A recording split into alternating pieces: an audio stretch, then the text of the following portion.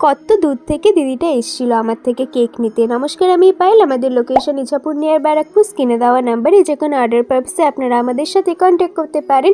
আমারই এক পরিচিত দিদি মধুমিতা দি, তার অফিস কলিগ এই কেকটা অর্ডার করেছিল। ঠিক তার আগের দিন বিকেলবেলাতে মধুমিতা দি আমাকে ফোন করেছে। তখন আমি কাজ করছিলাম, আমার ক্লায়েন্ট এসেছিল।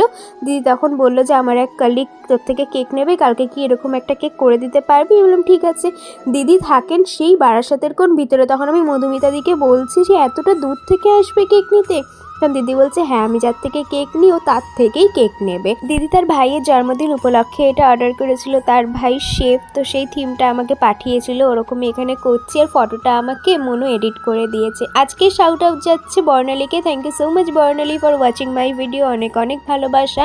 তো তোমাদের আজকের কেকের ডিজাইনটা কেমন লাগলো অবশ্যই কিন্তু কমেন্ট করে জানিও। সবাই খুব খুব খুব খুব ভালো থেকো। আজকের মতো টাটা।